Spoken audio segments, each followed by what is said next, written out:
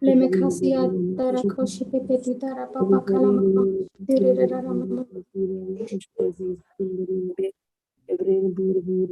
Hallelujah. Thank you, Jesus. Thank you, Jesus. Praise you, Jesus. Hallelujah. Thank you, Father. Thank you, Jesus. Thank you, Holy Spirit. Thank you, Lord, for your word says, where 2 or 3 are gathered in your name, you are there in the midst of them. Lord, we come in your name today. We've gathered here in your name. Thank you, Jesus, that you are in our midst right now. Lord, we can't see you, we can't feel you. We have no evidence through our natural physical senses, Lord, that you are present in our midst, but we have only spiritual evidence. That is your written word, where you said, Lord, that where 2 or 3 are gathered in your name, you are there in the midst of them. So, Lord, based on what you have said, believing your written word, we choose to acknowledge that you are present here right now. And Lord, in your presence, there is fullness of joy. Lord, in your presence, all of us, we receive understanding. Lord, you make this teaching so simple and easy for us to understand. Holy Spirit, every day you come to teach us, every moment you're teaching us, unfolding the mysteries hidden in the word of God, revealing it to us, making it plain, making it simple and easy for us to understand, and showing us, Lord, how much Jesus loves us, how much the Father loves us, and how much you love us, Lord, that the Father sent his one and only Son, Jesus, to take our place, to come down and redeem us, to pay the penalty of our sins. And Jesus loved us so much that he said yes to the Father's plan, and he was willing to take our place on the cross. He came willingly because of love, because of his great love for us. And Holy Spirit, you continue to love us. You chose to make our bodies as your temple. You chose to dwell in us, to take up permanent residence in our bodies. Lord, we were weak. We had our own limitations, Lord. And with all the weakness, with all the infirmities, Lord, you overlooked everything, Lord. And you made a decision to come and dwell in us. Even though we had such a poor image about our own self, yet you saw through the finished works of Jesus what we have become. You did not pay attention. You did not look at our infirmities. You did not look at our frailties. You did not look at our weaknesses. You did not look at our sins, but you saw the righteousness that we have become through the finished works of Jesus. And Lord, even before we could be made the righteousness of God in Christ Jesus, you chose to love us. You chose Jesus to die for us. And Holy Spirit, you chose to come and dwell in us. We thank you for this great love, Lord. We thank you for this amazing mercy, grace that you have showered upon us, Lord. Help us tonight, Lord, to understand that it is not about us, it is not about me, but it is all and all about you, Lord.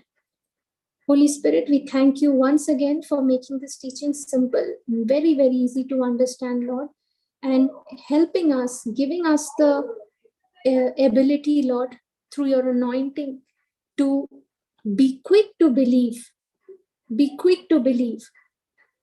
what your word says, Lord. We make this prayer in the name of Jesus, and we thank you, Lord, for confirming every word that you preach tonight, Lord, with accompanying signs and wonders. Let there be everything of you spoken tonight, Lord. May you increase in me, in all of us, and let us decrease, Lord. Thank you, Jesus. In Jesus' name we pray. Amen. Amen. Praise the Lord, sisters. Praise the Lord, everyone.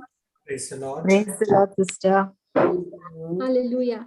Okay, Sister Jacqueline, let's start with the revision. Yes, sister. We go to Romans 6, Surely. 10 onwards.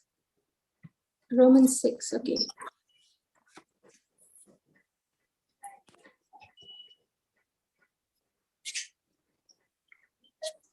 Yeah. Praise the Lord, everyone. We were learning about God's righteousness through his obedience, what he has already accomplished for us on the cross. So let's read from Romans 6, verses 10 onwards. For in that he died unto sin once. But in that he lived unto God. So Jesus has died once for all of us unto sin. What is this sin? Sin is the power that causes man to rebel against God. Sin is the power that causes man to rebel against God. We read this verse 10 from the Living Bible.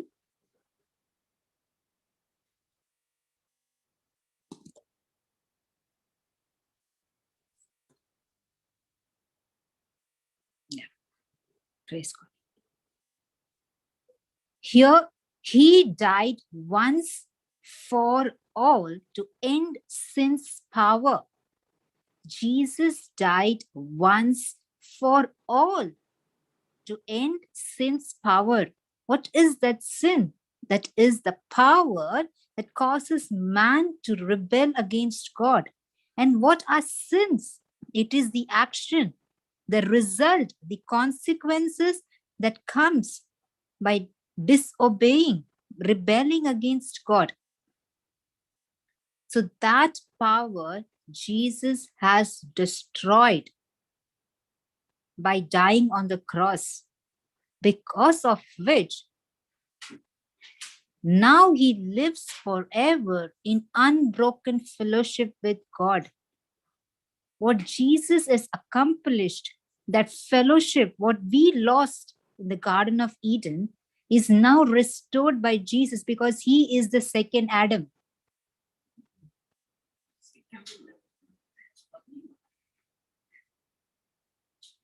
Jesus has become the second Adam and taken that place and offered himself on the cross. Because of his death, we are now able to have the right standing with God. So sin is the root that causes, and the fruit is the sins.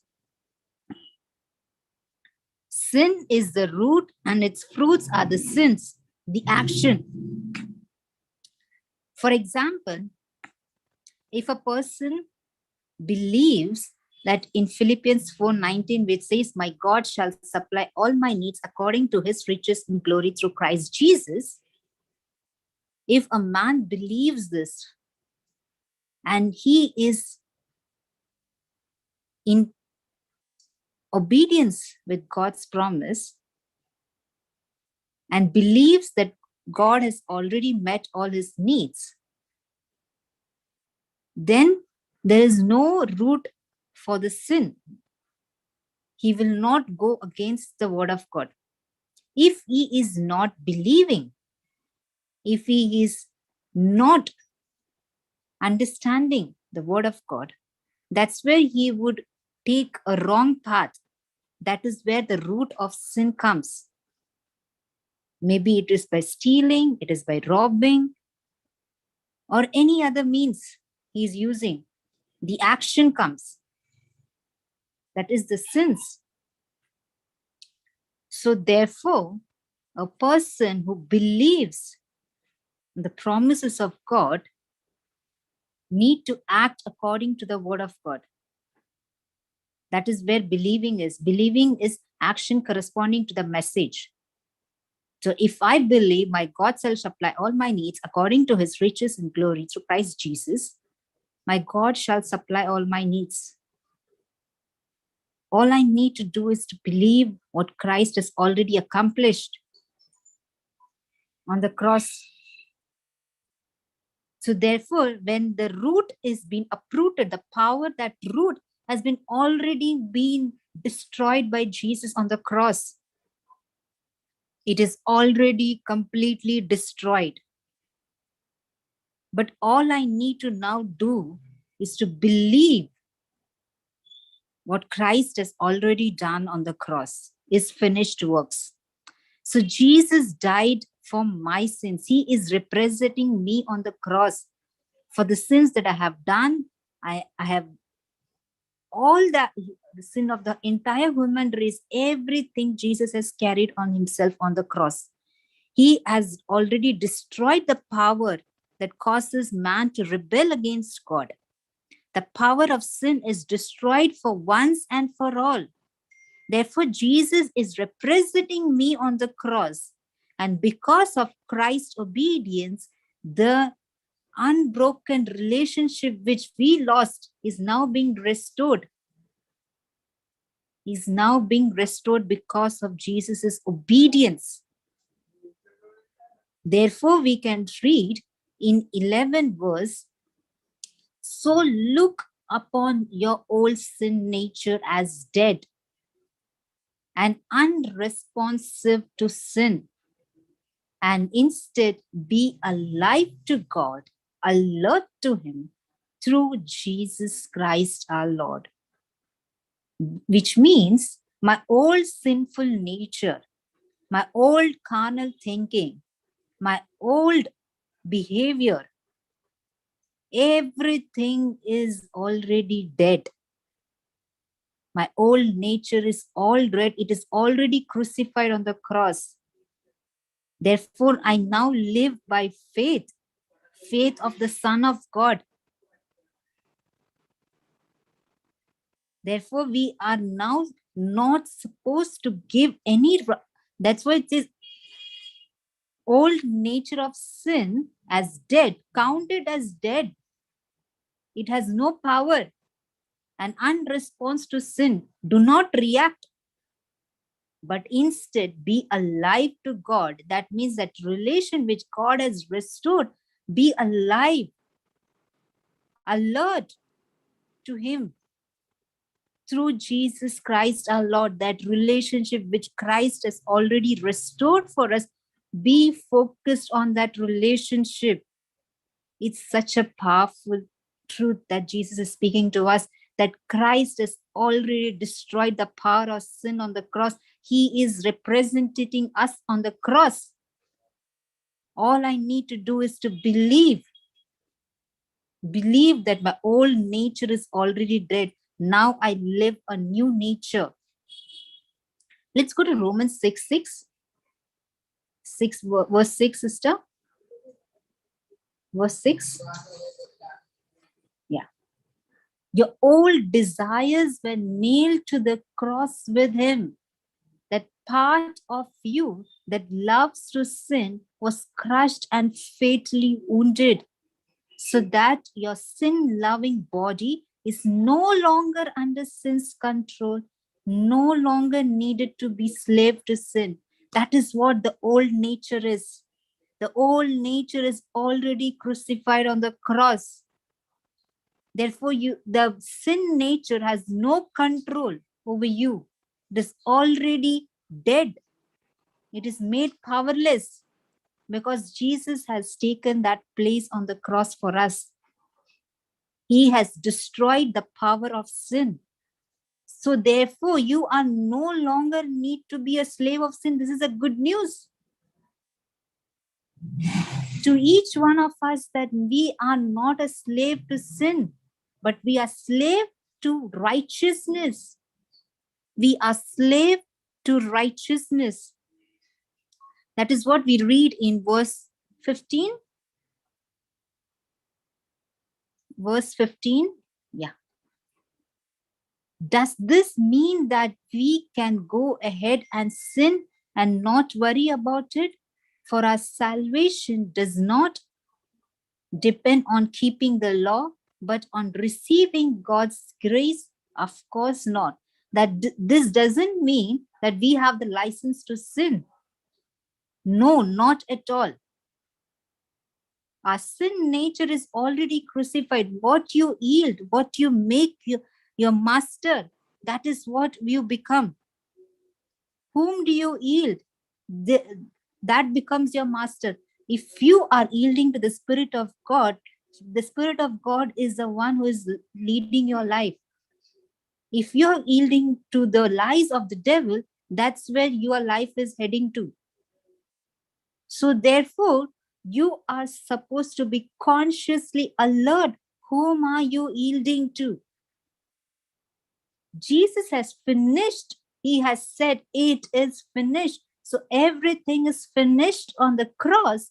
But all I need to do is to believe on the finished works of Jesus by renewing my mind to what Jesus has already accomplished. Therefore, it is a continuous process to renew our mind and to know the truth. And the truth is the only way to set our lives free. So therefore, now I am a slave to righteousness, and I choose to yield to the Spirit of God, and the Spirit of God is my master. Verse 16.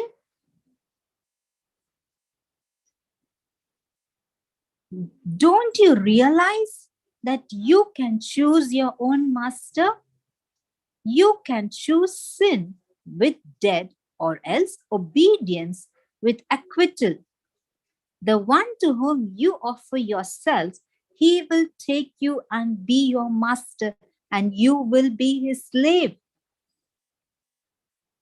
So this is the good news, that who becomes your master, you are its slave. So the one to whom you offer yourself, the one to whom you yield yourself to, if you choose to sin, you're yielding to the devil and the lies of the devil that leads to death, or else to the obedience of Jesus. If you yield to the obedience of Jesus, you are yielding to the Spirit of God. The one to whom you offer yourself, it is a free choice. God has given us a free choice to choose whom to be your master. One cannot serve two masters at all. Either he can serve one or the other. So, whom do you yield becomes your master, and you will be a slave. So, if you make Christ's obedience as your master, you're yielding to the Spirit of God, and that Spirit of God will lead you to life in obedience to Christ, what Christ has accomplished on the cross, and you will be the slave of righteousness. So Jesus has given us a clear choice. What you pay attention to becomes your master.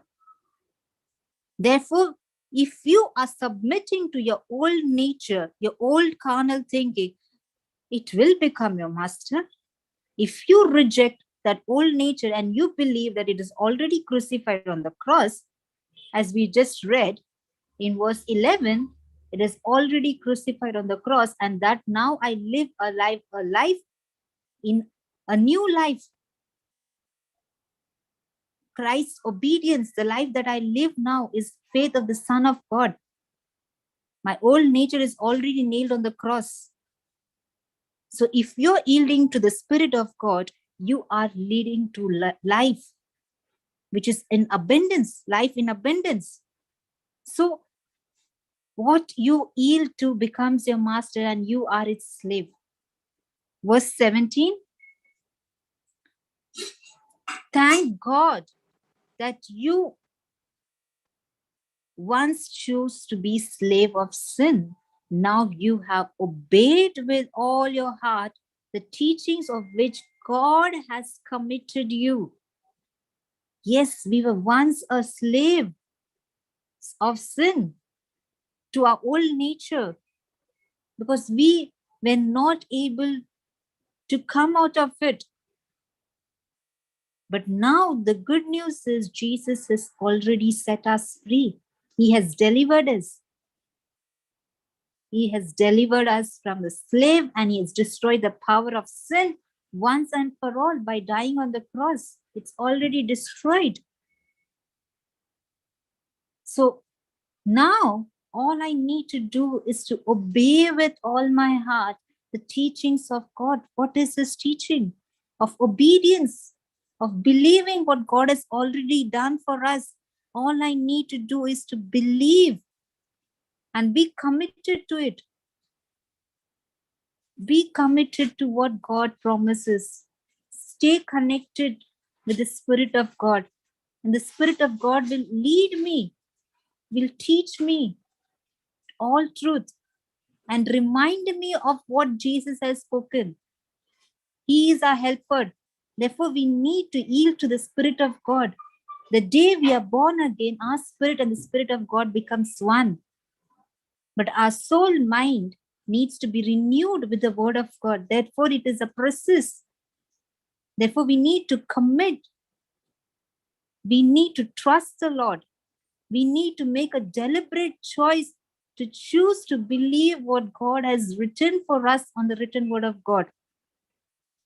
Verse 18, and now you are free from your old master's sin, and you have become slaves of your new master, righteousness.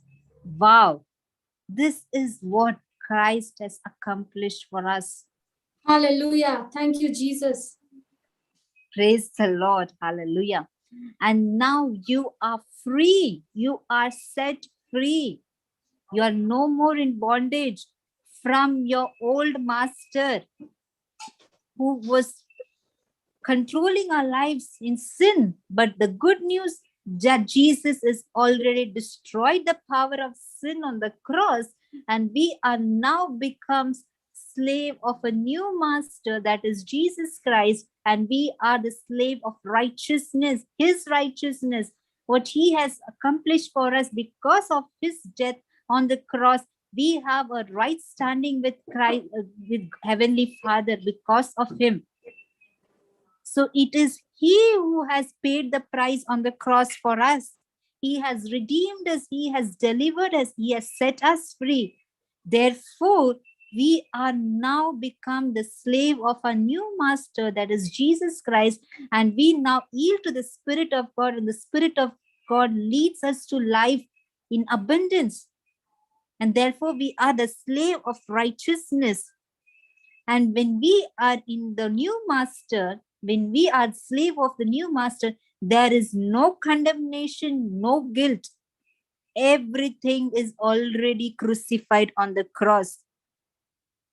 So the power of sin, which was causing man to rebel, is already destroyed. So therefore, we are no more a slave to sin, but we are alive to our new master, that is Jesus Christ, and we are the slave of righteousness.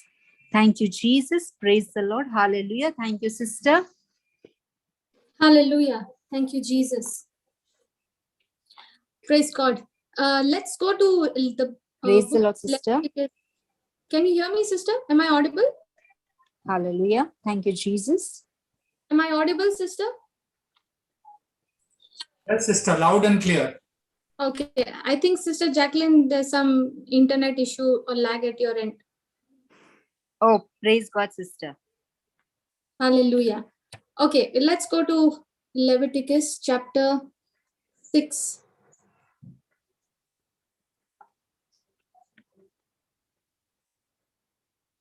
We look at it from the NLT translation.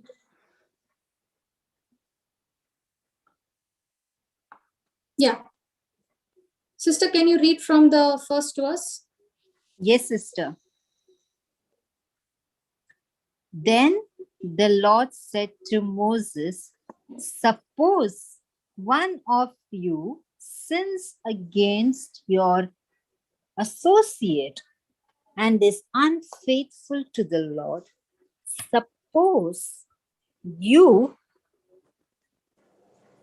cheat in a deal involving a security deposit, or you steal or commit fraud, or you find lost property and lie about it, or you lie while swearing to tell the truth, or you commit any other such sin, if you have sinned in any of these ways, you are guilty.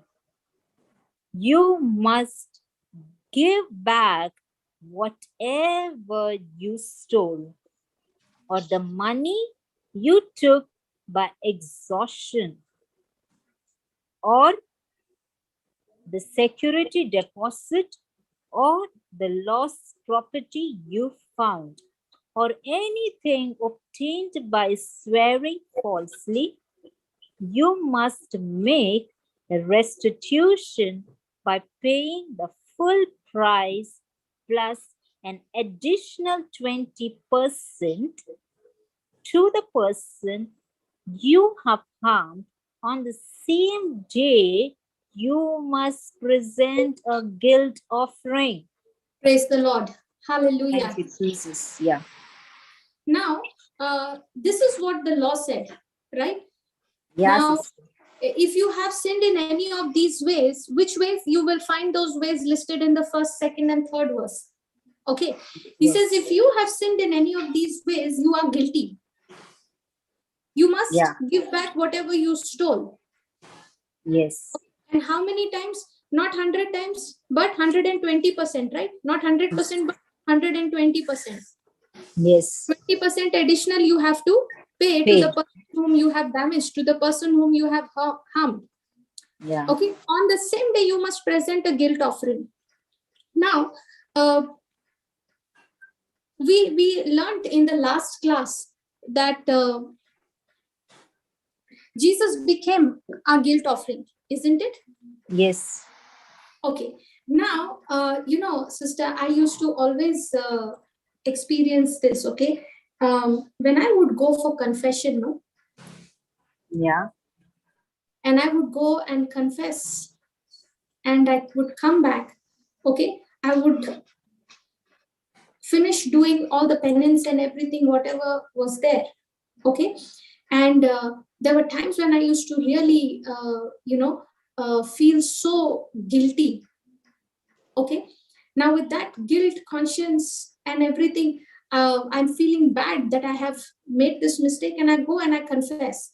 But after coming from the confession, okay, even though I know God has forgiven my sins, okay, even though I know that God holds no record of my sin, he has wiped it out, but yet while I would be going back, the guilt of that sin would continue to trouble me. Are you following? Yes. Have you ever experienced? Has anyone experienced that? Yes, sister. Yes. No? And after finishing the confession, if you have gone and you did something wrong after making that confession, after doing that confession, now the guilt becomes even more severe. Now the enemy begins to start talking to us and saying, you just made confession and came, no? Yes, sister. So much. Right? And what kind of that guilt crushes us so much that we don't even feel like next time when we want to go for confession, we will be thinking what that priest must be thinking every time I come. Sister, I used to go for daily confession, sister, with no understanding. Yes, I can relate to that, sister. I was also in the same boat. Praise God. Sister, which church used to go to that you'll have confession every day? Here we had to wait for Christmas, Easter to go for confession, sister. Brother, in India, the priest will always be sitting there at the confession box. Sister, in where we were in Dubai, those people used to come for 5 minutes and go. It looks like no sin was taking place in Dubai. Praise the Lord. And I tell you, I used to feel so guilty. Okay, I would cry, and I would, even though I have confessed my sin, even though I have done the penance and everything, and the priest has said, I absolve you of all the sins. I know God has forgiven, but that guilt would really torture me so much that I would again go back to that same bondage. Yes. I was never able to do away. I was never able to deal with that guilt, no matter how many times I went for confession. And it used to really, burden me. It had become extremely difficult for me to bear. Now, I was going for confession without even understanding what happens during confession. Yes. I did not even have the understanding of what Jesus had done. But the more and more I began to understand through the word, the more and more I began to study the word, the Lord began to teach me of what Jesus has done for me on the cross. Actually speaking, sister, I came to understand the power of confession when I started to meditate, when I started to study the divine exchange. Praise God. The divine exchange on the cross. Praise God. That's when I came to understand that how much the Lord has forgiven me. He's not just forgiven my wrong actions, that sin of unbelief, but He has also forgiven me of that guilt, which is a consequence of that unbelief. Now, when I would go for confession, I would continue to struggle with that guilt till the Lord began to show me through the scripture where He's saying, on the same day, you must present a guilt offering. Now, why, along with the sin offering, the guilt offering is also a requirement to be presented on the same day? Now, I want you all to understand, okay, one thing. What we are reading just right now is what the law, what the law records. Are you understanding? This is what the law was given to Moses. Yes. Okay, and always remember, the law was what? It's a, what we read here in the law is what? The foreshadow of what Jesus would fulfill in the due time. Yeah. Are you understanding? Okay, now when you read the scripture, it says, if you have sinned in any of these ways, you are guilty. You must give back whatever you stole. Now, I want you to replace that word you with Jesus. Are you understanding? Yes. Now, If- Jesus did not commit any sin, correct? Jesus No. knew no sin, but He was made a sinner. The sin was put on Him because He represented me on that cross. He represented us, the whole of mankind. Yes. Now, you see all these sins that is listed in the second, third verse. Okay, all this we have committed, isn't it? Yes, sister. We have committed, and Jesus is what? Jesus on the cross is my representative. Yeah. So actually, I am the guilty one. I should be on the cross. But no, God has forgiven me. God made Jesus the atoning sacrifice. Now God has put His Son. He put His Son to go through all of that so that I could be redeemed, so that I could be forgiven. Yeah. Okay. Now He says, you must give back whatever you stole, or the money you took by extortion. Now, all these I am supposed to pay back, right, sister, to the person who has been damaged. Yes, sister.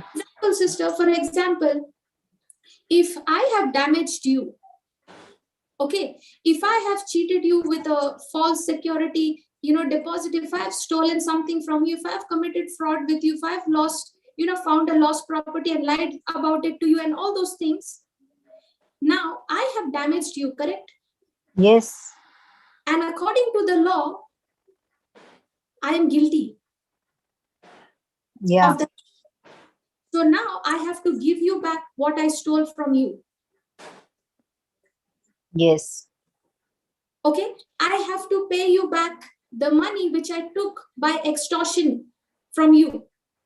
Yeah. Let's say, whatever I have taken from you, I have to give it back to you, correct? I have to make a restitution by paying the full price and plus an additional 20% of all that to you. So I'm the one who's supposed to make the restitution. Yeah. Now, on the cross, was Jesus representing me? Yes. Yes. So did Jesus become the sinner representing me? Yes. Now, when Jesus was there on the cross as man, taking my punishment, he is the one who's supposed to pay that 100% plus 20% additional to pay back what has been stolen. Yeah. So Jesus took my place on the cross. I was guilty. I was the guilty one, but he became liable for my sins. That is why he has to be the one to restore the wrong done. So here, this restitution is paid in full plus an additional 20%. By whom? By Jesus. By Jesus. Are you understanding? We Yes. have all harmed, we've all damaged, we have all cheated, we have all been unfaithful to the Lord, correct? To the Father. Yes. So now we were supposed to pay him back, but we could not pay him back even with our own life, because the price was so, the debt was so huge. So Yes. Jesus had to come to pay that debt because he was the only person who could clear that debt. So in other words, sister, when Jesus paid the restitution, he made the restitution by paying the full price plus an additional 20%. Now, when you and I, when we fail, we can receive 120% restoration from God. Are you Yes. understanding? Yeah. We can receive 120% restoration from God. Why? Because Jesus has paid the price. Amen. Thank you, Jesus. Jesus has restored more than what our sin costed. Yeah. Now, we all have a tendency, right, sister? Even though we are born again, right? We are born again. Yeah. We are made new in Christ Jesus. The old nature has been removed. The nature of Christ has been planted in us. We have become the righteousness of God. We are in right standing with the Lord. But this mind, which is unrenewed, this mind begins to start becoming a roadblock for me and stops me from tapping into what Jesus has already done for me. Are you understanding? Yes, sister. So how does this unrenewed mind becomes a roadblock in the form of being fearful, in the form of doubt? So how do I overcome all these sins? Now, when I'm fearful, I make wrong decisions. When I'm operating in fear, what happens? I'm not believing the promises of God. Yes. I'm operating in unbelief. So fear is the root which is now producing the fruit of unbelief. And when I'm not believing God in what he has promised me, I end up falling into sin. I end up doing what I don't want to do. Yeah. Are you understanding? Yes. So what Jesus has done for me on the cross through his finished works, today, sister, you and I have access to everything that Jesus has made the restitution of. And Jesus has not made only 100% restitution. Jesus has made 120%. Yeah. And he's made you what? He's made you the righteousness of God. He has taken away that guilt. He has already become the sacrifice. He has already become the guilt offering. Remember, we learned in the last class, guilt cannot be in two places. If you are the one bearing that guilt, it cannot be on Jesus. Yes. And if Jesus is bearing that guilt, you can't be carrying that. If you're carrying that guilt, that means you're telling Jesus, Lord, what you have done for me on the cross is not enough. I also need to bear this guilt. Yes, sister. That is wrong understanding. Yes, that's actually a lie. We think, sister, that we need to do, sometimes because we have not learned, because we have not understood or come to believe that Jesus has already become my guilt offering. Jesus has already paid the price for that guilt. He has already made the restitution. The damage that I did to God, Jesus has not only paid for the damage, but he has given a full recovery plus an addition 20%. Okay, and because I don't understand this, because I don't believe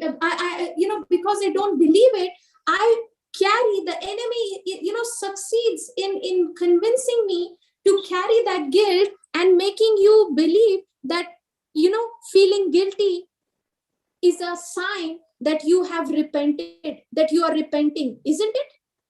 Yes. Doesn't he come saying all those things in our mind? Oh, you're feeling guilty, that means you have repented. No, repentance does not mean feeling guilty. Repentance means to change your thinking and get your thinking to line up with what Jesus has done. Yes, therefore change of thinking is important than change of behavior. Yes. So now every time when you fall, you are not supposed to receive that guilt. Instead, you have to look at the cross. You have to look at what Jesus has done and say, Jesus, I thank you that you bore the judgment. You took the guilt of this mistake, of this failure that I've done. And I thank you, Lord, that I'm free from this guilt. Now you have repented. Yes, yes. Now you have repented. Now you've changed your thinking to believe that, Lord, I don't need to carry this guilt because you have already borne the judgment. You have already paid the price and you've already borne the guilt of this mistake that I have done. And I'm free from this guilt. I receive this restitution. I receive what you have done for me. That is repentance. Rejecting guilt and condemnation when the devil keeps bombarding all those with so many lies and saying, you've done this, you've done that, you're guilty, you're condemned. Now, every time you are rejecting that guilt and condemnation by saying, I am the righteousness of God in Christ Jesus, now you've repented. And don't just go on to say, I am the righteousness of God in Christ Jesus. Remind yourself, according to Leviticus chapter 6, verse 4 and 5, what Jesus has done for me. He has not only declared me forgiven, he has not only removed that guilt from me, he has made me righteous. What is that righteous? Giving me a right standing with God. He's not only forgiven me, he has given me an additional, he has done more than that. What I could think, what I could ask, or what I could imagine. And what is that? Giving me a right standing with God. Today, God does, because of what Jesus did, because Jesus paid the full price plus an additional 20%. Now, I don't have to stand before the Lord condemned and with guilt. I'm standing before the Lord just as how Christ is, as if I have never sinned. Are you understanding? Yes, sister. So when you read this scripture, this is all about Jesus. This is what Jesus has done. So every time you make a mistake, every time you fall, every time you make an error, don't come under the guilt of it and start allowing the devil to take you for a ride. Open your mouth immediately and start saying, that, Lord, you have already borne the guilt of this failure, of this mistake for me. You are my guilt offering, Jesus. You are my guilt offering. See, look at the 6th verse. Yes, Read it. sister. As a guilt offering to the Lord, you must bring to the priest your own ram with no defects, or you may buy one of an equal value. Through this process, the priest will purify you before the Lord, making you right with him, and you will be forgiven for any of the sins you have committed. Praise God. As a Praise guilt God. offering to the Lord, you must bring to the priest your own ram with no defects. Jesus is the ram. Are you understanding? With Yeah. no defects, no sin in him. As a guilt offering to the Lord, you must bring the priest. Who is the priest? God the Father. Yeah. He says, as a guilt offering to the Lord, you must bring to the priest your own ram. That ram is what? That ram is your guilt offering. And who is that ram for us today? The ram Jesus. is Jesus. So Jesus became my guilt offering. Jesus became my guilt offering. Now, when Jesus was on the cross, where were you and I? We were in Christ. Yes. Now, all I had to do was to believe that I am in Christ Jesus, and Christ is the one who has taken my place. He is the one who is quenching the wrath of God. He's paying the justification. He's paying the price and justifying us as not guilty before the Father. Through this process, look at the 7th verse. Through this process, the priest will purify you before the Lord. Say that, I am purified by God before him. I am purified by God before him. Say that, I am purified before I am purified before the Lord. Now, what is he saying? Through this process, the priest will purify you before the Lord. Yeah. Making you right with him. Do you see that? Yes, that is the righteousness. That is the righteousness. So has the blood of Jesus purified me before the Father? Yes. Now he has not only purified me, he has not only cleansed me, he has not only forgiven my wrong actions, he has not only forgiven my sins, but he has also given me a right standing with him. Yes. He makes me right. He gives me the nature of Christ. He makes me he removes that guilt from me. And because of that righteousness that he has planted in me, today I stand forgiven before the Father. Yes. Now, every time we have been feeling guilty, we have been walking with that guilt. Every time we have allowed that guilt we have carried that guilt, we have only been rejecting the sacrifice of the Lord. Yes, sister. Are you understanding? Yeah. Now it is time, sister. It is high time that we start believing, we start understanding that each time you and I fail today, we are entitled to 120% restoration from the Lord.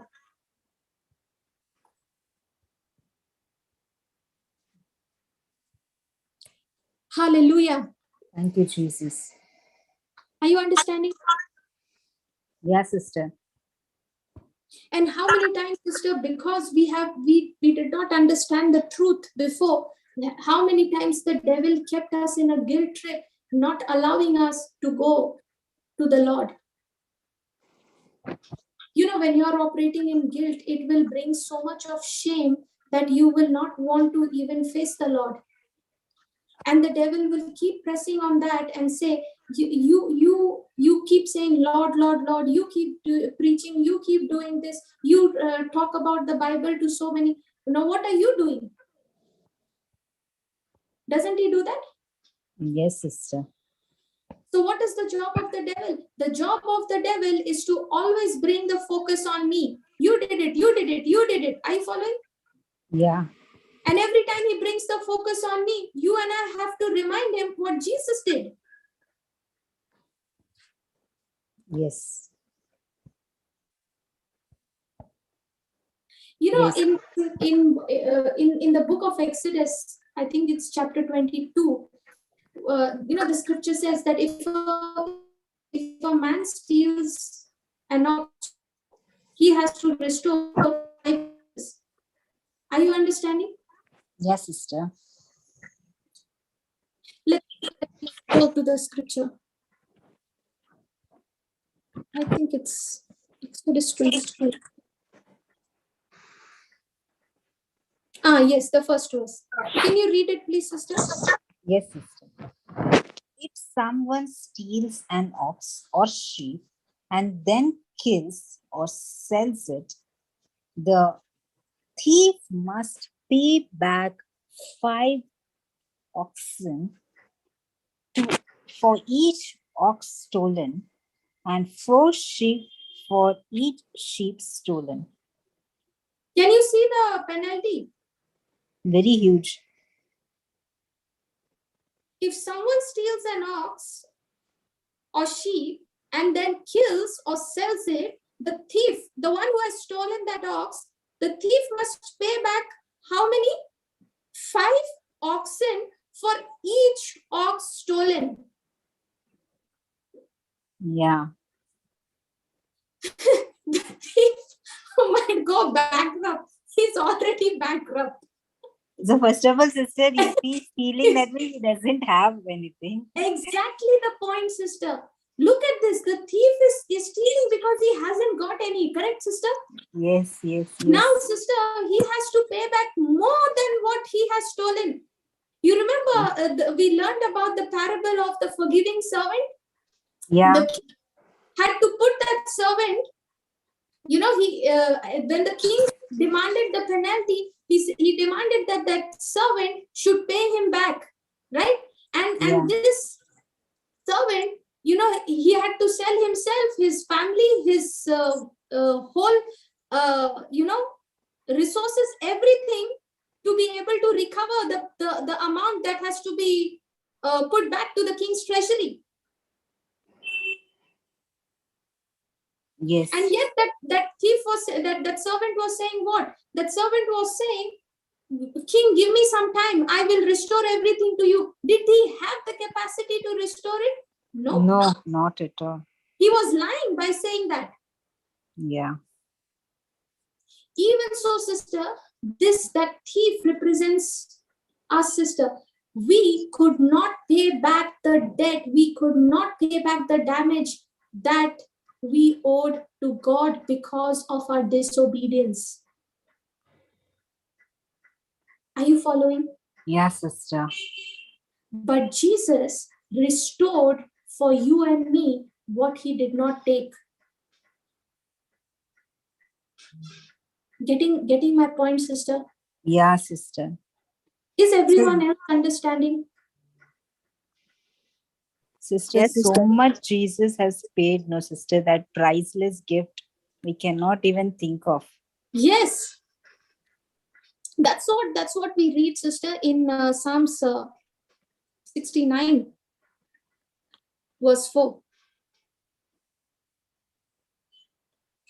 Praise God. See, he said, those who hate me without cause outnumber the hairs on my head. Many enemies try to destroy me with lies, demanding that I give back what I didn't steal. Jesus had to pay back what he did not steal. He had to restore which he did not take away. Yeah. So who did all the damage?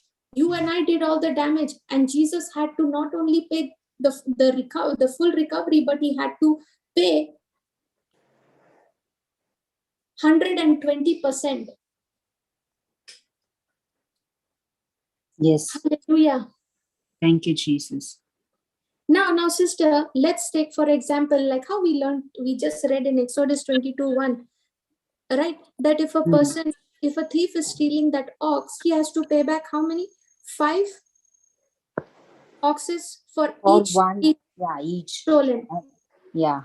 Now tell me, sister, let's take for example, okay, let's take for example, you are the one, okay, let's take for example, you are the one from whom I have stolen, okay? Okay. Now for that oxes, for that one, if I have stolen 5 from you, then for each of that, I have to pay you how many? 5. 5. Now, who is becoming, who's gaining over here? Me. You, the Yeah. one who's been damaged, correct? Yes. You are gaining 5 times of what you had lost. Yeah. So according to the scripture, the person who suffered the wrong or the damage has become what? He's become a gainer. Because he's receiving 5 times of what he lost. As restoration, he's receiving it 5 times. Correct? Yeah. Yeah. Now, in the same way, God the Father has gained from Jesus's finished work on the cross, because Jesus restored 120% of honor to the Father, which we could not give. Jesus has restored 120% of worship, which we could not give. Jesus has restored 120% of obedience to God on my behalf, which we could not give. Praise God. Who has obeyed? Jesus has obeyed. How much? 121% he has restored. On whose behalf? Yours and mine. And if I do not understand this truth, I will continue to remain in the bondage, even though Christ has delivered me and made complete restoration. Yes. Are you understanding? Yes, sister. So whose obedience matters, sister? Believing whose obedience? Jesus' obedience. Jesus has obeyed. I have to put my trust, I have to put my faith on what Jesus has done for me, on Jesus' obedience, because every time the devil will come and tell you that you have disobeyed, and he's going to use that lie to bring that guilt again upon you and make you carry that guilt. And if you are not vigilant, you are going to give way to the devil, walk in guilt, and the sacrifice that Jesus has done, has made for you, the restoration that he has done for you, you will not be able to tap into it. Are you understanding? Yes, sister. Therefore, we need to renew our mind, my sister. That's what we learned. Yes. Renewing of the mind is important, to believe what Christ has already finished on the cross for us and what he has gained for us. Yes. So it is not about my obedience, sister. It is about believing Christ's in the obedience of Jesus. Now, when I believe in the obedience of Jesus, that is the first step of me walking in obedience. Sister, I have learned this. This is what, the scripture says, that when I believe the Lord, Jesus is asking only one thing from us, right? Yeah. Those disciples, when those people asked Jesus, what should we do, Jesus, so that we could be, he said, what should we do so that we would also do the same works that our Heavenly Father wants us? And what did Jesus reply to them? Jesus Only said, believe. only One believe whom in he has sent. whom, In whom he has sent. to whom he has sent. Believe in the one whom my Father has sent. And who is that? Jesus. Today, Jesus. Jesus is the word for me. Yeah. All I have to do is believe. When you start believing, you have taken one step towards obedience. Believing what? Believing in what Jesus has done. Believing in the obedience of Jesus. Praise God. I tell you, sister, when I came to understand this truth, and after that, when I went for confession, okay, I was dancing on my way back. I was really dancing on my way back. Praise God, sister. Literally, I am really not joking, sister. When I came to, when I came to know this truth, I went for the confession, and as I was coming back, I was literally jumping like a child, okay, like a little child, when they're holding their father's hand and they are walking. You will not find the little children walking. You know how they will start swinging Yes. and walking? Yeah. That's exactly how I was walking, because that day, sister, for the first time, when I believed that Jesus has become my guilt offering, I was not allowing the devil to put back that guilt upon me. And the whole way I was jumping and I was walking back home and saying, Lord, you have become my guilt offering. From that day onwards, sister, that guilt, was completely wiped out. Every time after that, the enemy tried to put that, when I would make a mistake and the enemy would bring that guilt upon me, I would say, nope, I'm not taking that. It's on Jesus. Jesus has become my guilt offering. Yes. Jesus has become my guilt offering. I'm not going to take that. Why? Because Jesus has already taken the judgment upon him. Jesus has already taken the punishment of it. He has already borne my guilt. I'm not going to carry it. It's on Jesus. Yes. Praise God. That truth set me free. Praise the Lord. Hallelujah. Thank you, Jesus. Okay, let's go back to Romans chapter 6, okay? We'll study that a little more.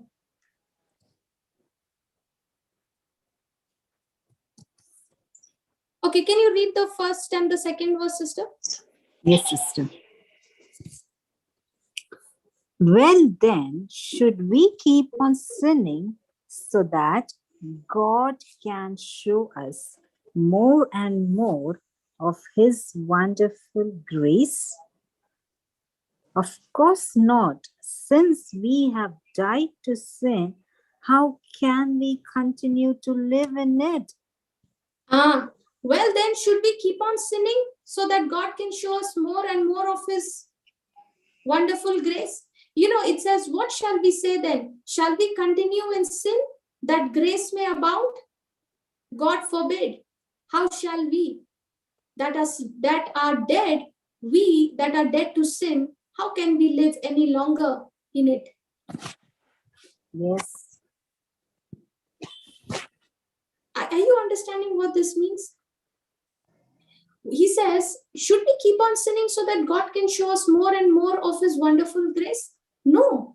The more and more I see of God's wonderful grace that he has made available for me, the more and more I renew my mind to believe what Jesus has done for me, the more and more I renew my mind to believe that Jesus has become my guilt offering. The more I believe it, the more I will reject unbelief every time I am confronted with lies. Are you following? Yeah. you speak what God has done. That is what you believe. Yes.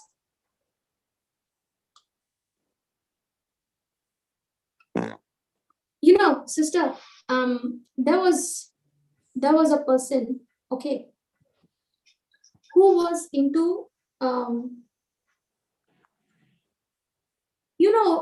drugs. Yes. Okay. And this person would take the joint and he would smoke. I don't know what you call it, but this was the habit. This was the sin he was struggling with. Okay. And he was not able to come out of it. Okay. So when he began to hear the word of God, okay, and now I did not know how to explain to him how to come out of it. Okay, sister. So I was asking the Holy Spirit, Lord, how do I make him understand?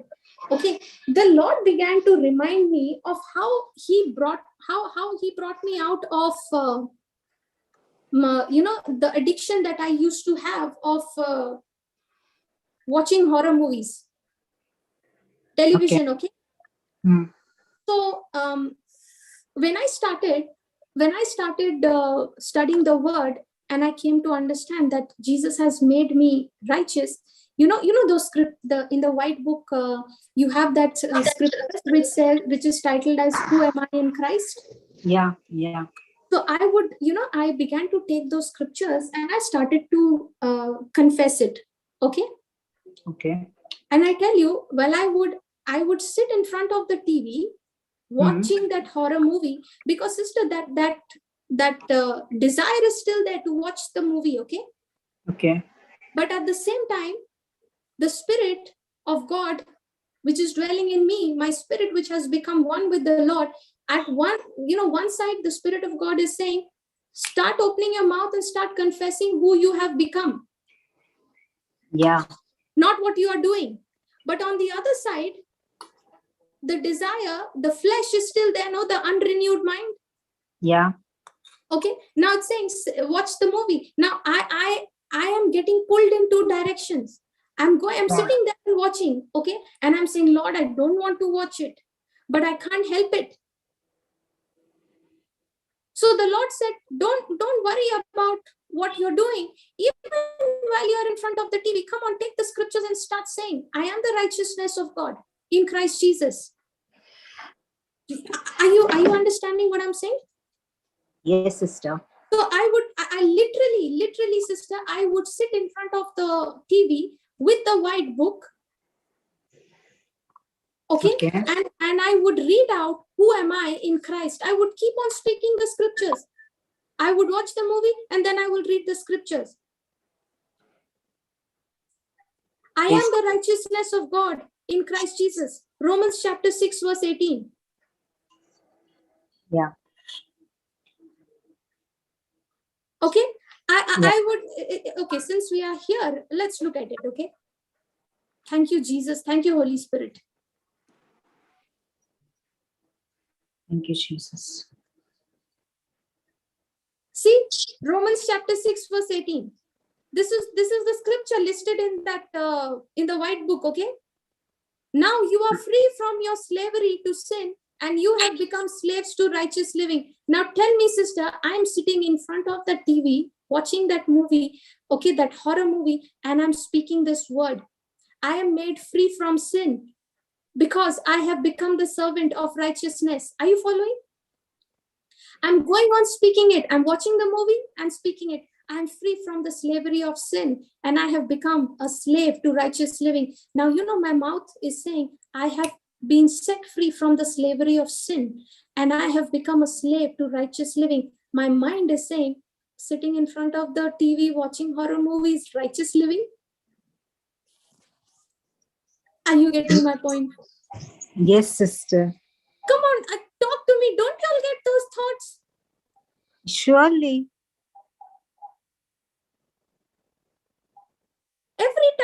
Every time you're opening your mouth, even in the midst of that error, you're opening your mouth and saying, I am a slave to righteous living. And the unrenewed mind, the devil will say, Look at you, look at your action. See, that is the job of the devil. The devil wants me to be focused on myself, but the Spirit of God is leading me to focus of who I have become in Christ Jesus. And what have I become in Christ Jesus?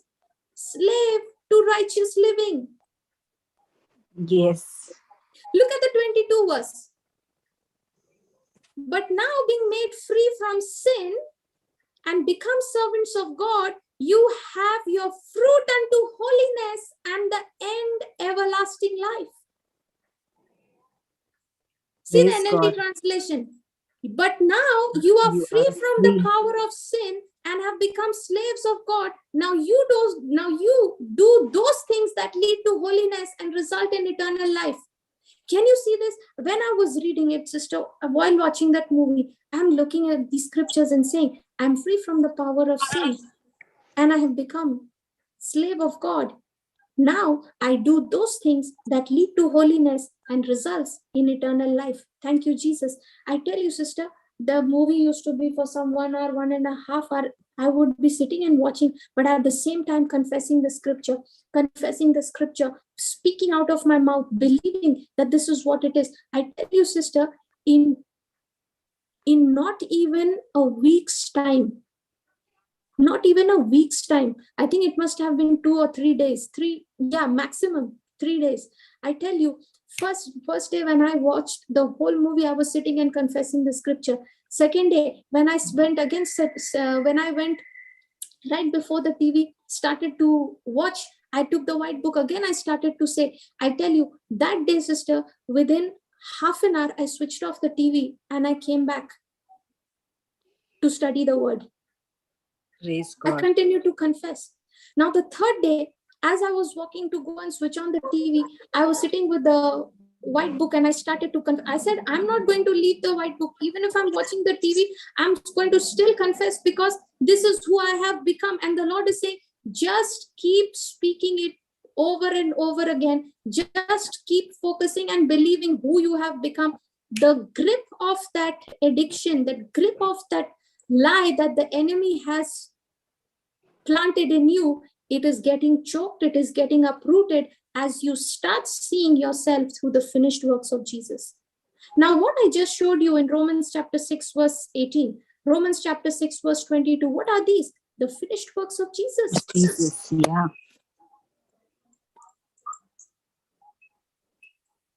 Now, I was completely delivered, sister. From that day onwards, I did not even have the desire to watch the movie.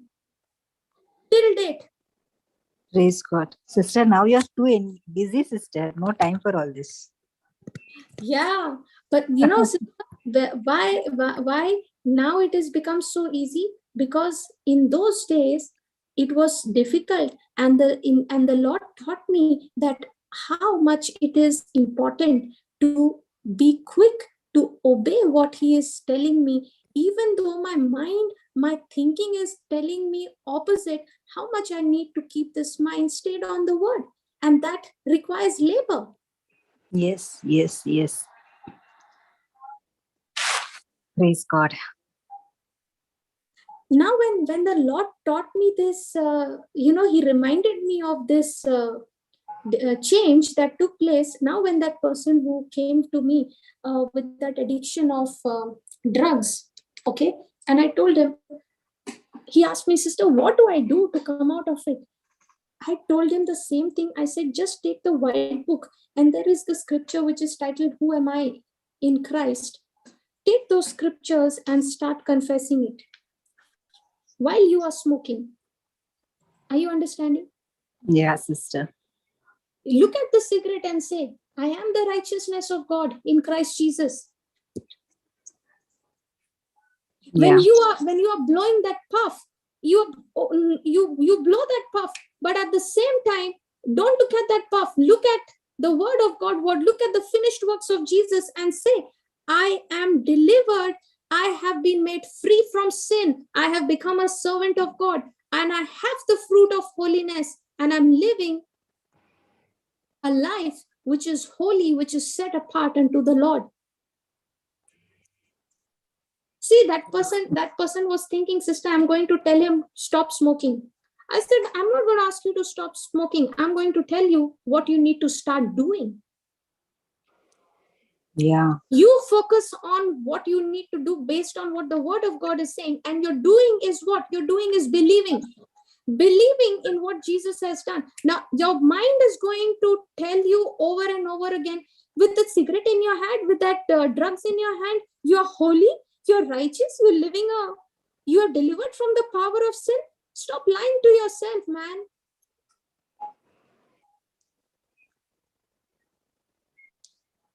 Come on, doesn't he speak to us like that? Yes, sister. Yes.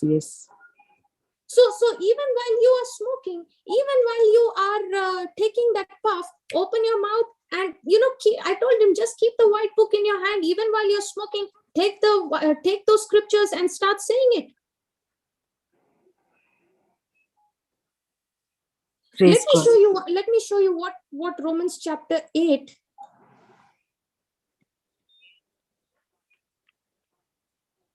verse 17 says.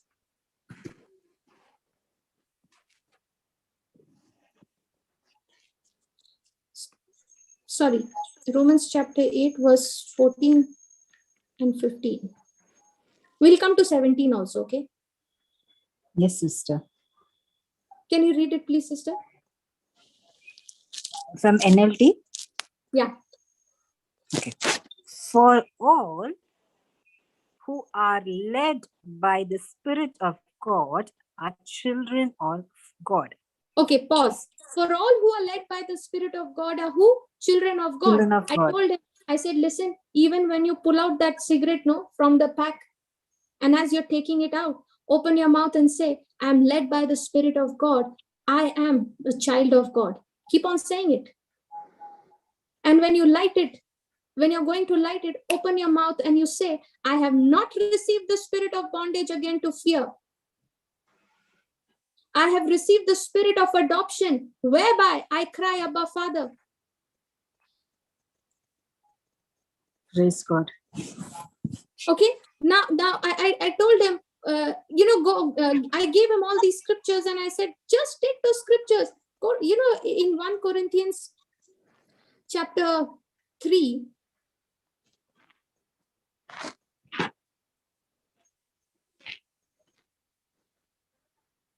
Yeah, in verse 16. Know you not? You are the temple of God, and that the Spirit of God dwells in you. Yeah. Don't you realize that all of you together are the temple of God and the Spirit of God lives in you?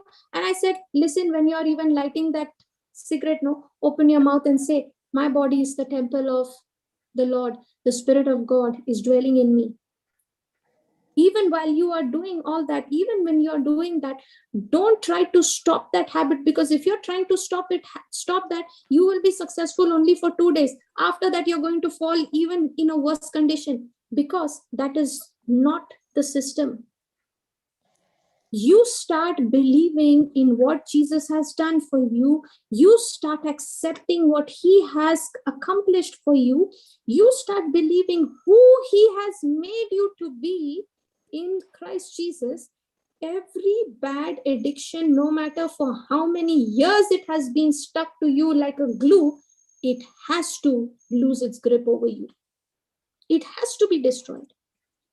Yes. And I tell you, this brother, he was, praise God, sister, praise God, he was so teachable. Okay, he went and he put that into practice. Praise God. Thank you, Jesus. Okay? And sister, he got delivered of that addiction without any withdrawals. And till today, that brother is clean. Amen. Now, when he was speaking all these scriptures, don't you think the enemy would have pressurized him so much? Yes, definitely. Don't you think he would have tried to put so much of guilt on him? You're holding the cigarette. And I asked him, I said, brother, tell me what happened as you were doing it. You know what he said? He said, sister, in the beginning, when I started to speak the scripture, like you told me, while I was smoking, while I was taking the drugs, I felt I was the biggest hypocrite. Are you following? Yeah. And he said, sister, I remember you telling me that no matter what happens, no matter what I'm thinking, what the thoughts are coming, you told me to just stay stuck to what the word of God is saying and to continue speaking it over and over again. And I continued to do that. I tell you, sister, for in the beginning, I was struggling. In the beginning, it was difficult. But as I continued to do it, those thoughts which were harassing me, those thoughts which were telling me, you are lying, you are speaking a lie. How can you have a cigarette in your hand and you are saying, you're the righteousness of God? You're saying my body is the temple of the Holy Spirit and God's Spirit dwells in me, and you're smoking those, you're taking those drugs. And he said, sister, the more and more I began to speak, the more and I began to look at that cigarette and say, I am the righteousness of God. I am delivered from sin. I have become a partaker of God's divine nature. Now, every time, the next time I would feel like taking the cigarette out and I would light it, but after one fag, I don't feel like taking another. I'm looking at it and I'm getting so irritated with it that I just throw it off. Are you understanding? Yeah. Now he's saying, sister, now I started to get irritated with that cigarette in my hand. I don't know why. I said, you don't know why? Let me tell you, it is because of that word that you have been believing, the word of God, which is a double-edged sword, the word of God, which is alive and active. It is that word which brings life, has gone and destroyed that very desire which was keeping you in that bondage. And that was a lie, which the enemy had deceived you into because of ignorance, because of lack of understanding. Now, the more and more he began to deposit in his heart, the more and more he began to put the word of God, he started to see himself through the obedience of Christ. That addiction left him. Praise God. Hallelujah. Thank you, Jesus. Now, you know what this means, sister? Jesus, the word of God says in Romans chapter 6, verse 1,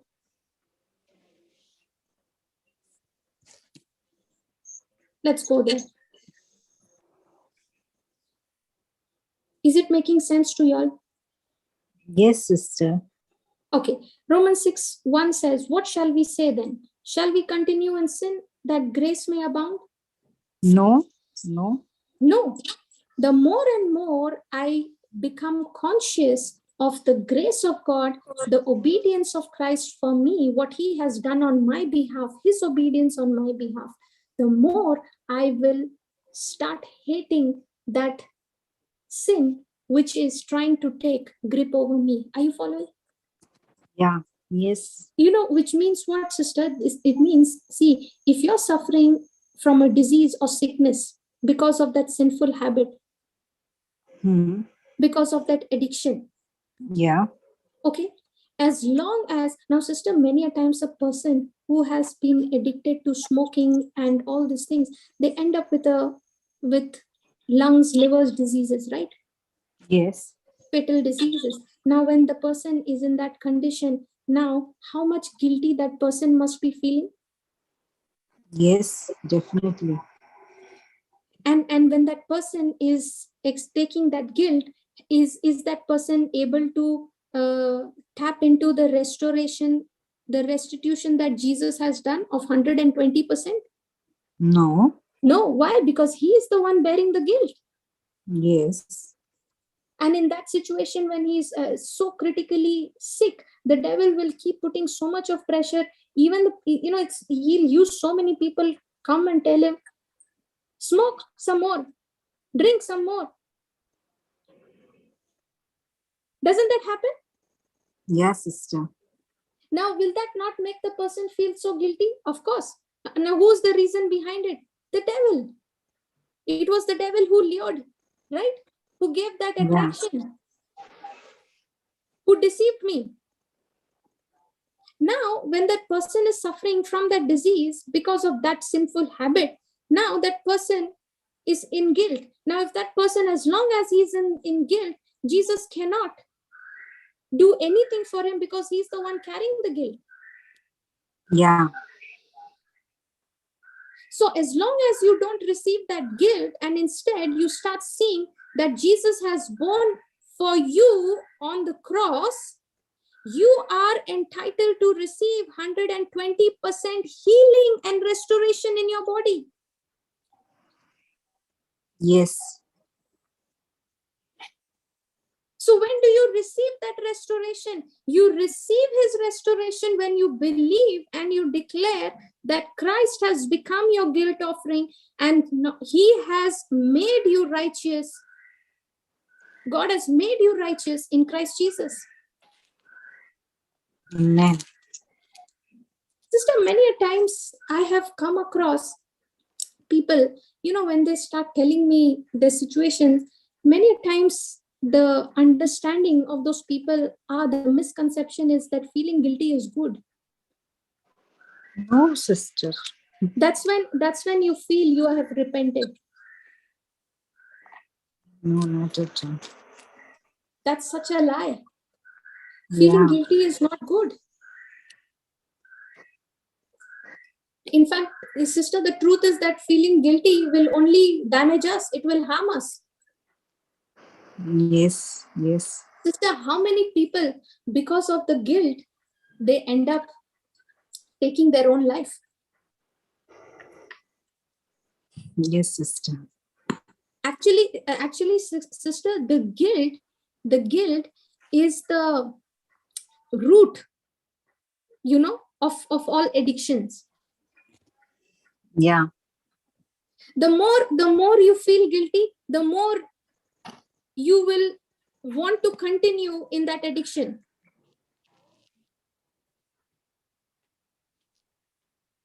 Yes. You will continue to indulge in that sinful habit without feeling guilty. You will continue to do, and you will convince yourself, and it's actually not you, it's actually the devil who will convince you and say, it's okay. It's okay. It's okay. So every time he says, it's okay, I'm not, it's not too bad, it's not too good, and all those things will come. You try to then start justifying. And why are you justifying? The enemy is putting all those thoughts and telling you, it's okay, it's okay. And now, you're feeling guilty, but every time you're saying, it's okay, it's like you are continuing in that same habit without feeling guilty, as if it is acceptable and everything is fine. Yes, sister.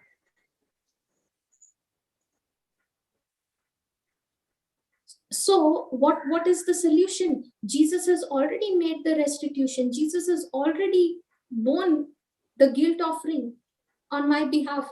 He has already taken it upon himself. So what am I supposed to do? I'm supposed to believe in the obedience of Jesus and start declaring, I am the righteousness of God in Christ Jesus, even in the midst of that sinful habit. It may sound very hard or difficult to believe at first. Yes. Just like a person. It may sound hard to believe at first when you're speaking, when you're declaring, I am the righteousness of God in Christ Jesus. But don't stop. Continue to keep declaring over and over again. I continue to keep speaking the scriptures. I would sit before the TV with the white book, sister, declaring, who am I in Christ? Praise God. The more and more I began to started to declare what Jesus has made me, what Jesus, when you're meditating upon those scriptures, who am I in Christ Jesus? Who are you meditating upon? You are meditating upon the obedience of Jesus. All these things, what you see listed over here, is what Jesus has done. Yes. He has already accomplished everything on the cross. Yes, See, when you read this Romans 6 verse 18, it says, being then made free from sin, you became the servants of righteousness. Being then made free from sin. Who has made me free from sin? Christ Jesus. free from sin. Yeah. The obedience of Jesus has made me free from sin. The obedience of Jesus has given me a right standing with the Father. Yes. In the beginning, it may be hard to believe it. Nonetheless, continue to keep speaking it over and over again, because what you keep speaking over and over again, it will enter your heart and you will end up believing it. Keep declaring you are made free from sin. Keep declaring, I am free from sin. I have become the servant of righteousness. Keep on speaking, I am a new creation in Christ Jesus. The power of sin is broken. The nature of sin is uprooted from me. And as you continue to do that, you will start understanding what Jesus has done for you on the cross. And you will start recognizing that you are not a person who is addicted. You are not a person who is addicted to that habit, to that sinful habit. That's not who you are. That's not your true identity. Your true identity is that you are a new creation in Christ Jesus. Your true identity is that you are holy. You are set apart. You are chosen. You are a chosen vessel called for greater purpose, for greater things for the Lord. Amen. And you will Amen. experience transformation. Yes. Yes. You know, when you're feeling guilty, no, sister, Hmm. when a person is feeling guilty about something that he or she has done, you are actually, now the scripture says in Romans chapter 8 verse 1, therefore now there is no condemnation In Christ. for those who are in Christ.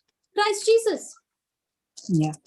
There is therefore now no condemnation to them which are in Christ Jesus. Now, when you feel guilty about something you have done, you are actually imputing the condemnation to yourself by your own choice. Are you following? Yeah. Christ is not condemning you. The Father is not condemning you, but you are the one who is condemning yourself. And how are you condemning yourself? Based on the thoughts that the devil is feeding you. You are imputing that sin to yourself. You are imputing that condemnation, that guilt to yourself. God is not doing it. And when you are calling yourself, when you're feeling guilty, when you're feeling condemned, and you're focusing on that, you are saying, what? God, I don't believe your word. Jesus did not finish this condemnation, this guilty feeling On the cross. on the cross. You're not satisfied with it, and that's why I feel guilty. That's what you're saying. Praise God.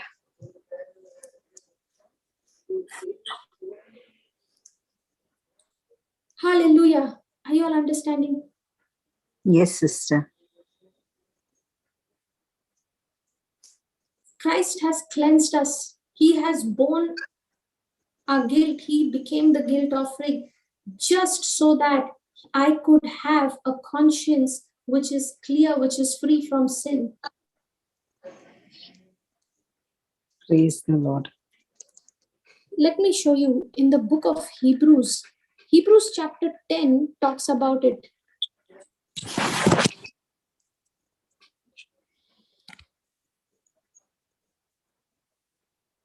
Thank you, Jesus. Hallelujah.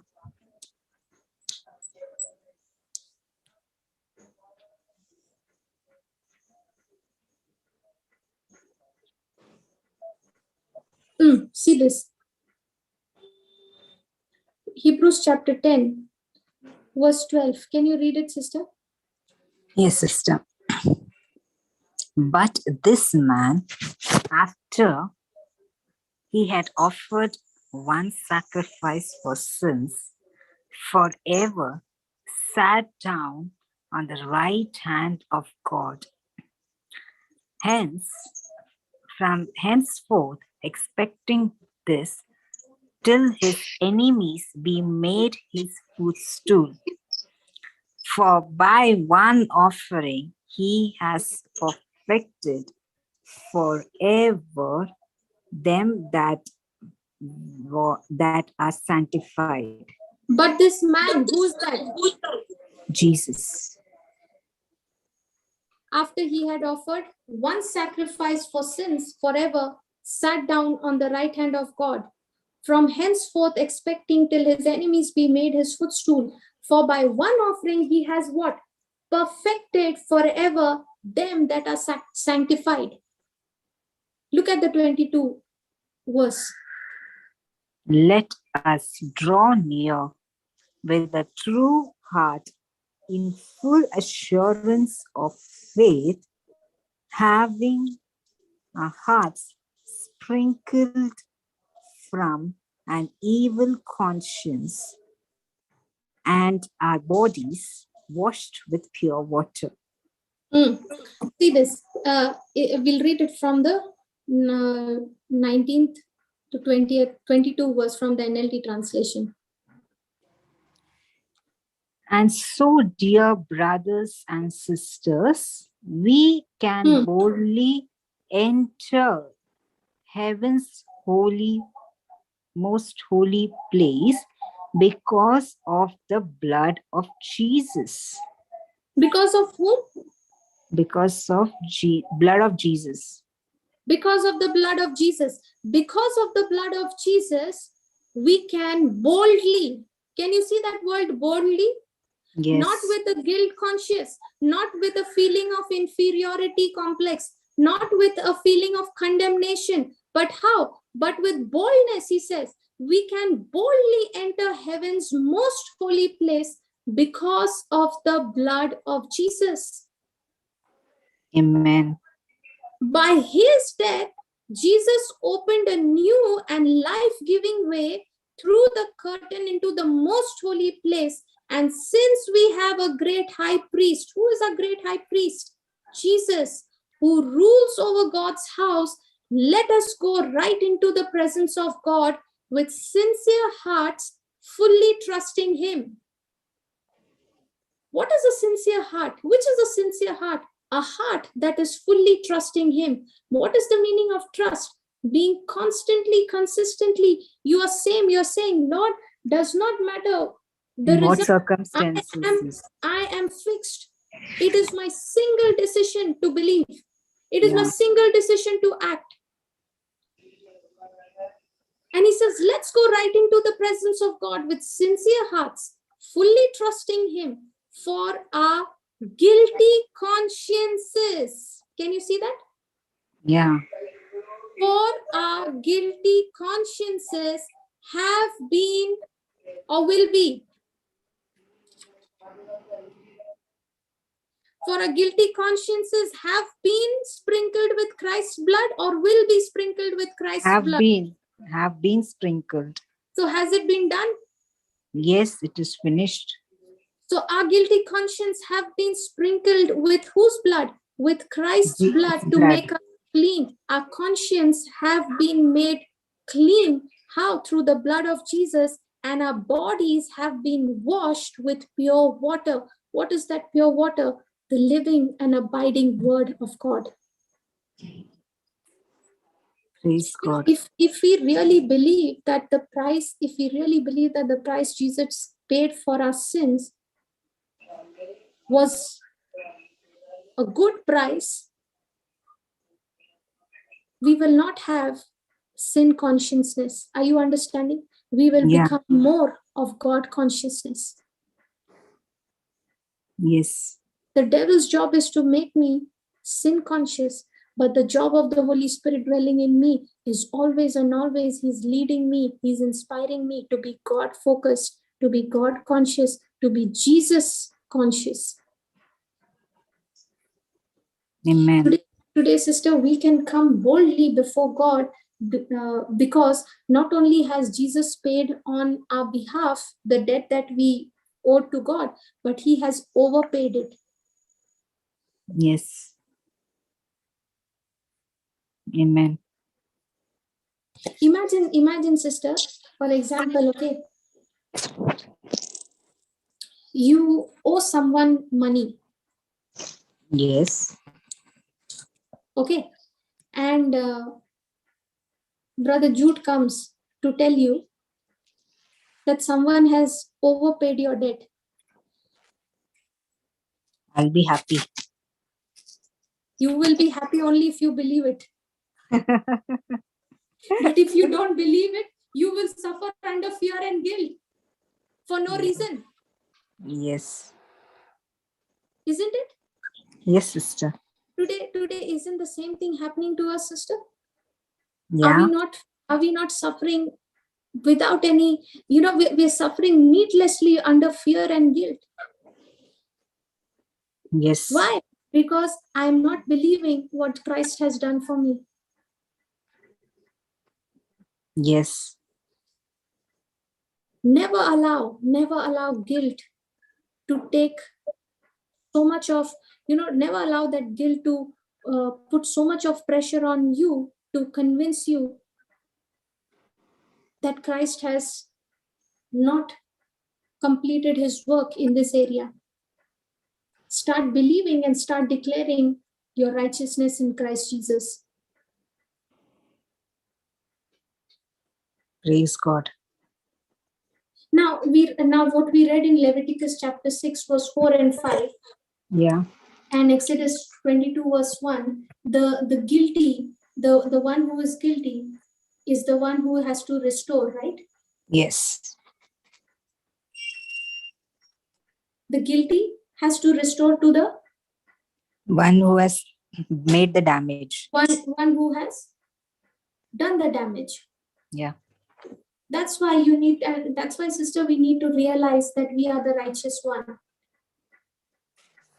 Because when you see yourself as righteous, you are entitled to receive the 120% restoration that Jesus has given, that Jesus has to give on our behalf. Praise God.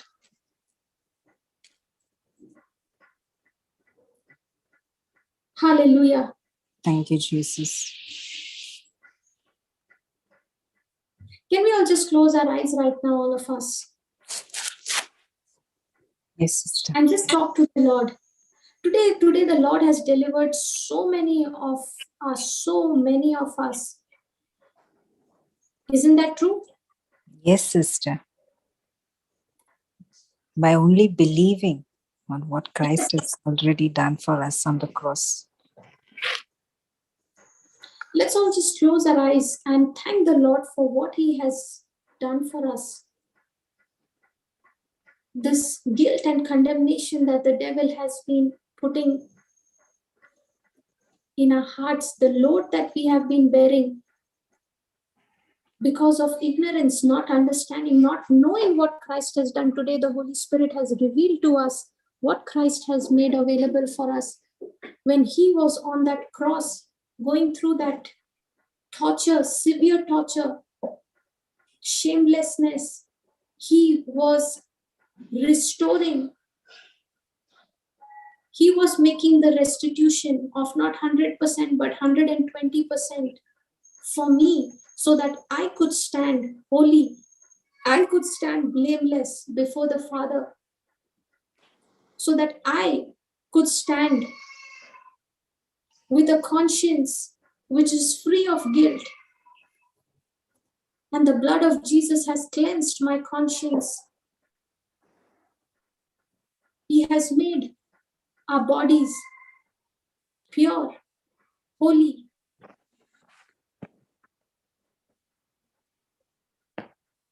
Hallelujah. Thank you, Jesus.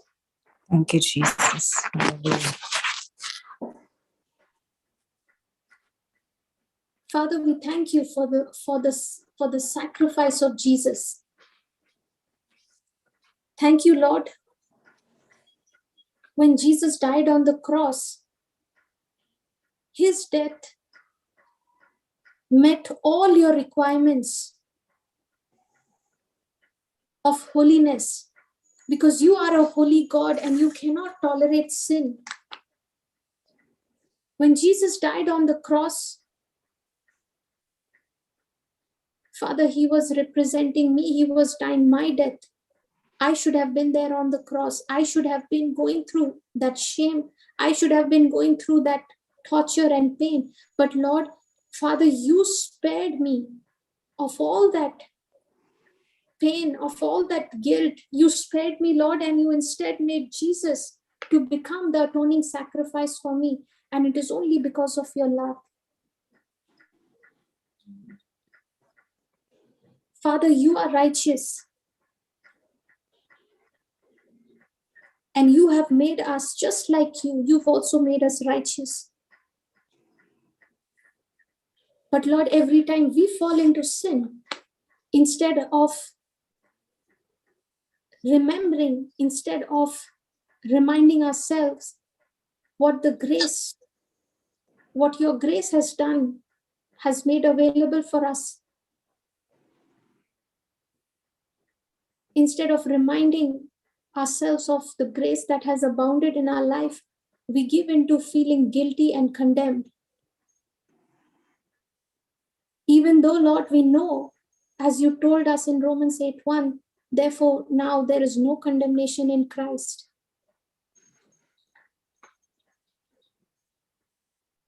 Hallelujah. Thank you, Jesus. Thank you, Father, for teaching us this truth.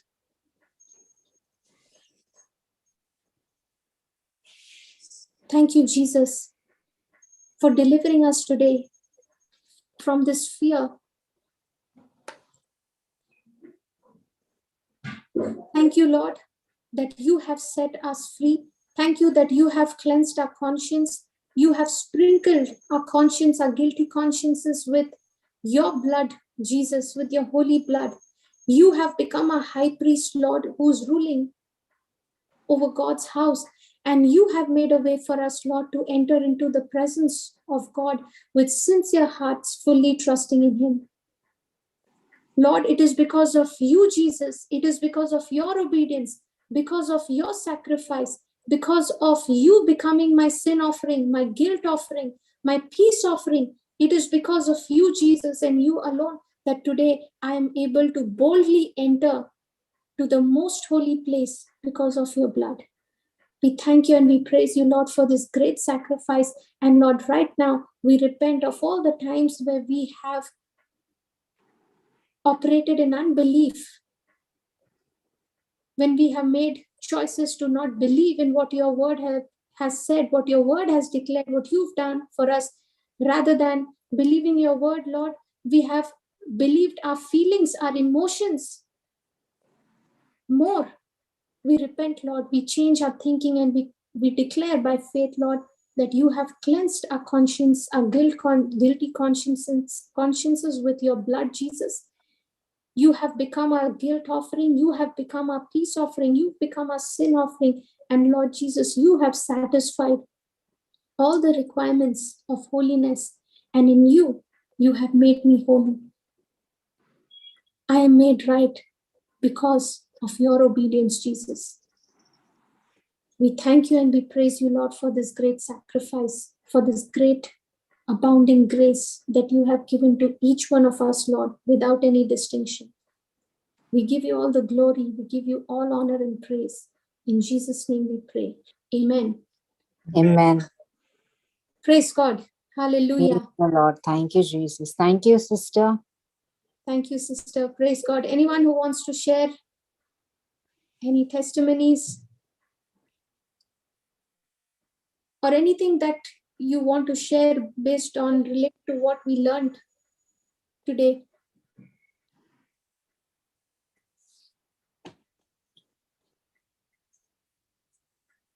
Thank you, Jesus. Hallelujah. Hallelujah. Thank you, Jesus. Sister, is such a powerful truth, sister. From Saturday onwards, I'm been looking at Romans 6, the entire chapter in its totality, and how the Holy Spirit is again and again, speaking about all that he has done. All I need to do is to believe in what Christ has already finished and accomplished for us on the cross, and we are his righteousness now. Yes. And that brought such a peace, sister. That is such a deliverance that takes place when you start believing what was already done. There is nothing that you are expected to do. All you need to labor is to rest on the promises of God. Absolutely. So, sister, it is such a journey. Wonder. It's a journey for me, sister, personally. How Christ has already done. And when you take back to the law mentality, because that was when the Leviticus, where it started off, from law to what grace is. Yes. So it's an entire journey, how God has already made that atoning sacrifice for us on the cross.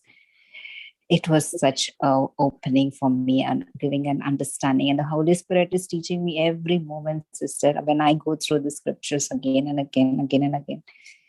And it is now I speak the same thing to others whom I minister also, sister. Praise the Lord. Thank you, Jesus. Thank you, Jesus.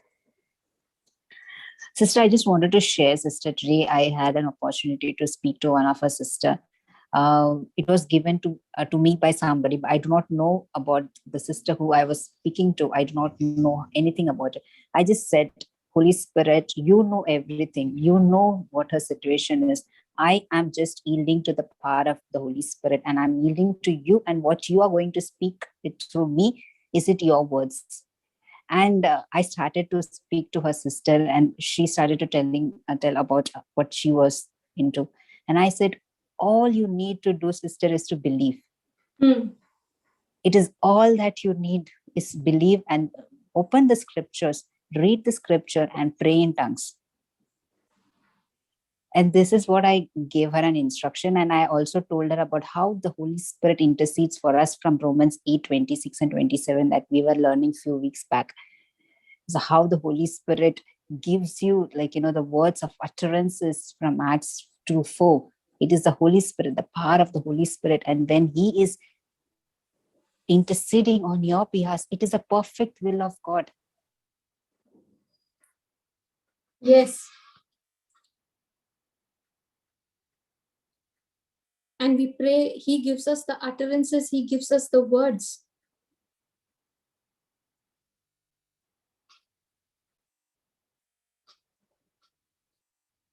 Praise God. Thank you, Jesus. Sister Jacqueline? Can't hear you. Is anyone able to hear her? No, sister. Praise God. Thank you, Jesus. Okay, I think it is because of some internet issue at her end.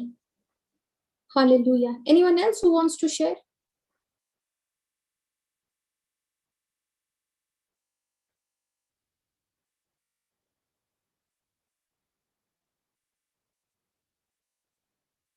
Sister, can you accept the unmute request, Sister Jacqueline?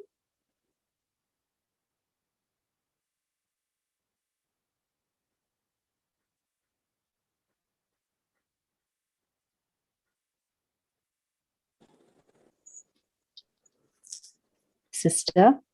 Yes, sister, we can hear you now. Okay.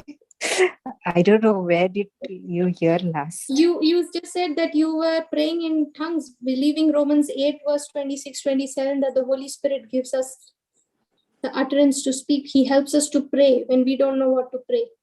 Yes. So this is what I was telling that sister also, whom I was ministering. Just open your mouth and speak the scriptures, because that is the promise of God. So for every solution, there is an answer in the written word of God. So open that promise of God, speak it, and pray in tongues. And that gave her such a peace. Praise the Lord.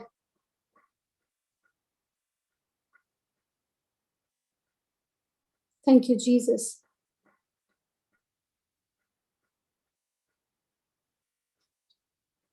think she got disconnected.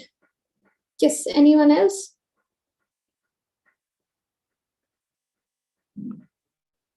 Praise God. So shall we continue in the next class tomorrow?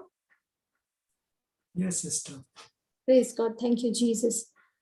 Good night, everyone. So we will meet tomorrow then. Good night, sister. Same time. Praise God. Good night.